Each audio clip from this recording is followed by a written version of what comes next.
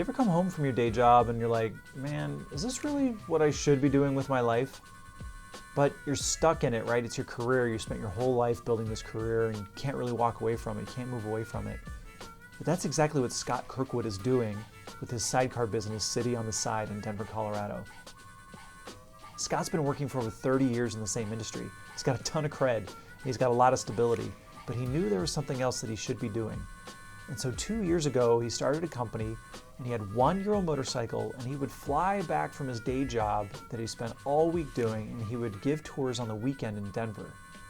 Well, he did everything right, set up his business the right way, and now he's got 3 Ural motorcycles and 8 other people that can ride for him and help give him tours.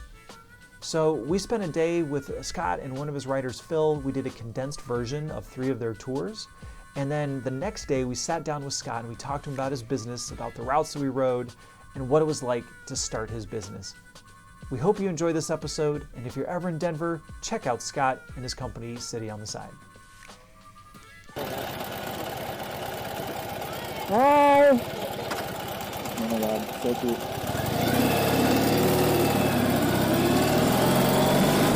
You know, the whole basis behind City on the Side is, you know, I'm not looking to become a billionaire, a millionaire, anything like that. I could care less about that kind of stuff. I mean, you know, obviously, you know, a business has to turn a profit, but what I am doing is I'm changing people's lives. And it's not just the people that are on the tour, it is the people on, you know, it's the stage, you know, right. We're on stage, it's the audience, and you probably felt that, you know, as we're riding down Larimer Square, yep. And it's packed and everybody's just like, right on, man, yep. Right on, you know, and we're getting thumbs up and we got people leaning out the window of their cars, taking pictures of us, yep. You know, and, you know, that's what I tell all my passengers before we leave on a tour is get ready to be the center of attention. Yeah, for sure. Get ready to be the superstar, the queen for the day, you know, because I'm going to make you queen for the day yep. for the next, you know, hour and a half. And it's wonderful. What was the name of the ice cream shop that we rode by? Little Man. Little Man. Little Man. So when we were in Miami, there's a guy in a McLaren sports car, which is exceptionally exclusive, it's exotic, it's exceptionally expensive. People were taking pictures of that car and right. the gentleman in it. Right. We pull up, he stops, gives us a thumbs up, and everyone starts taking pictures of us. Right.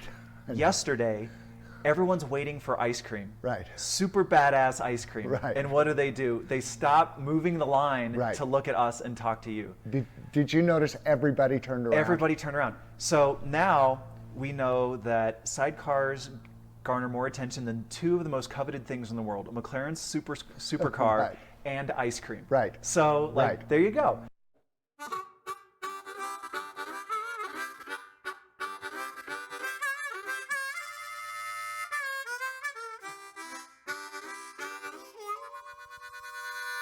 So yeah. You've traveled a ton.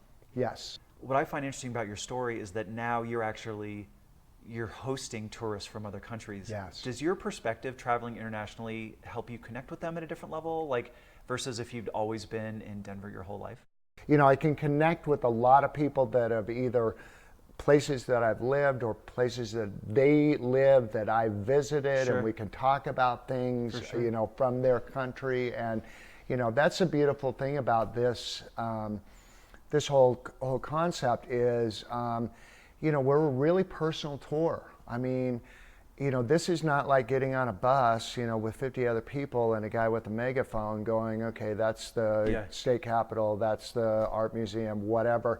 I mean, we connect together, especially with the communication system, that most of my tours end with a hug and not a handshake. Yeah. Because I've gotten to know these people, for sure. you know, for the last hour and a half or 4 hours or whatever. Yeah. And, you know, I still get emails from customers. It's just like, hey man, I was just thinking about you. That's Just awesome. want to reach out, how things are going well.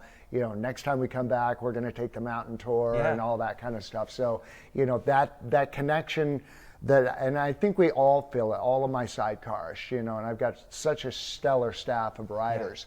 Yeah. And, you know, it's a personal experience that you just can't get any other, you know, any other way. No, for sure. No.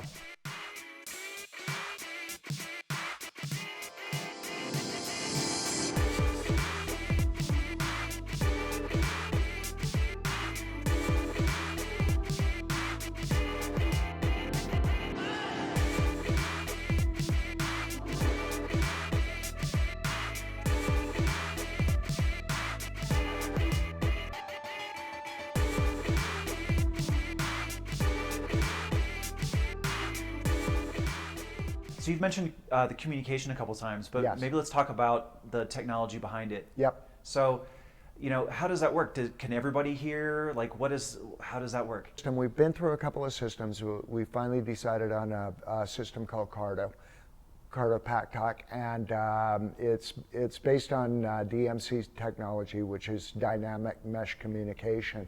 And the beauty of it is we have speakers and microphones installed in each of our helmets, okay? And the receiver allows us to pair up to 15 helmets together in one. So if we're taking a tour of 3 bikes, 9 passengers, or 6 passengers and 3 sidecars, everybody can communicate on the trip, and it is absolutely wonderful. And you provide helmets too, so people don't Yep. have to come from another country. Nope. Like Nope. we ship our own helmets, and it's the biggest pain in the ass. I know. Out of I all know. of our I gear, know. everything. These days, you can have one carry-on. Right. Helmet's not going to fit under the seat. I know. Oh my God! So I it's know. cool that you provide that, and those helmets are mic'd up as well. Correct. Right. So no worries. People just show up and they have a great experience. Exactly. Online on the reservation system, that's one of the questions, and we put some circumference guidelines, to pick the right helmet. But normally we'll pack 2 extra, either one larger, one smaller, just to make sure. In the sidecar, we carry everything. We carry first aid kit. We have a 12-volt adapter installed in the sidecar so we can run a heated blanket. We even carry portable oxygen. Okay, so if somebody flies in from LA and wants to take a north tour, and we're going to go up to 9,400 feet, we've had to use it a couple times. That's awesome. And you just take a shot of this portable oxygen. It's like, okay, I'm That's good. awesome. Let's keep going. That's so cool. So ponchos, everything. We are fully prepared for anything that's going to hit us along That's the road. awesome. Yeah.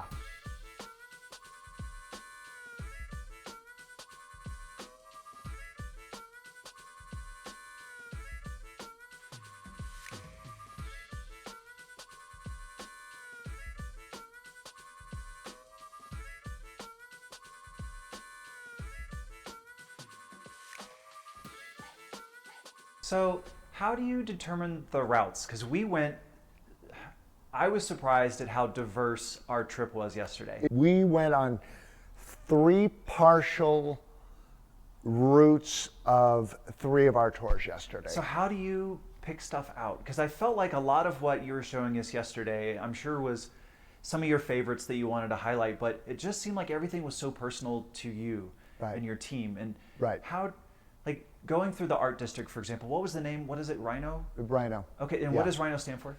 River North Art District. So I know that you love art because you talked about how much you loved art on our tour yesterday. Right. But how do you pick the route? So the routes, the city route was just knowing what Denver had to offer, the main things, the Performing Arts Center, the library, the museum, the state capitol, city and county building, Union Station, Oxford Hotel, all that kind of stuff. Stuff we knew people would want to see. So that's been altered a bit.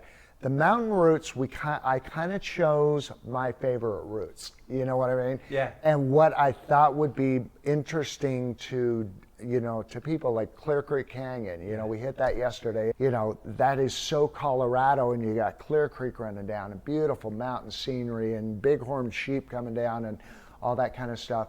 And so we kind of picked what we thought customers would be most interested in and the most scenic routes that we could find within a 4-hour window. And we're pretty solid on those, although we've made a couple of alterations. Street art tour, that was a different story. I hired Sam, one of my sidecars, and she worked on that for almost 2.5 months to develop that tour. She met every artist. She knows every piece in every alley. She went to Crush, where they paint over some of the non-masterpieces. She identified what the masterpieces were. She met with the artists. One of the things that will be a takeaway is a 3-page, or we could probably do it down to 2-page, of the artists, the website, their Instagram, their Twitter, address. So really what we wanted to do is make sure that we weren't turning their work into our monetary gain. We want to give them credit for, you know, the brilliant stuff that they did. But, you know, Sam just rode and took photos and rode and met people and pulled over and talked to people. And then she comes back with this tour guide, that, you know, and we've gone through 4 or 5 revisions on it, and it's just absolutely brilliant. We think that this tour is going to appeal not only to the tourists coming in that want to see the street art, which is some of the best in the country, but also the Denver resident that doesn't have a clue For sure. of what's out there. Yeah, it makes sense. And it's just like, oh my God. Yeah. You know, I pass this every day, and like we saw yesterday, a lot of times we'll be going forward, I'm like, turn around. And there was one I caught you on yesterday, and it's just like, dude, turn around and look at that. Yep. And it was a double mural, and it was just like, oh my God. It was the best part. That was my favorite. It was brilliant, yeah. So, but Sam's got everything documented. She's got the artist, she's got what the painting's about, what it was meant to be, what it was meant to represent, you know, all that kind of stuff. So cool. we're super excited about That's awesome. You know, getting that one off the ground. That's awesome. So I got to tell you, man, you're one of the first Instagram Sidecar Tour accounts that I followed. And it was great. Everything was well put together. It was beautiful. It resonated with me for some reason. But being here, talking with you, getting to know you, made me fall in love with what it is and with you and your ethos. And it's been really fantastic. And I really appreciate your time. I appreciate your time yesterday. I appreciate your time today. But I really, really appreciate your passion. Thank you. And your heart. And we always want success for everybody. But what I really want is for people to know and love you and your business and your crew and your mission as much as everything else, because it's just really something special. Right. And I'm really grateful. And you know, it's easy to come up with a line, you know, and that's our standard line. But I mean, it truly is what we believe in. You can feel it. You know, it truly is. And you know, my personal credo is the function of man is to live, not to exist. I shall not waste my days trying to prolong them. I shall use my time. That's it. That's it.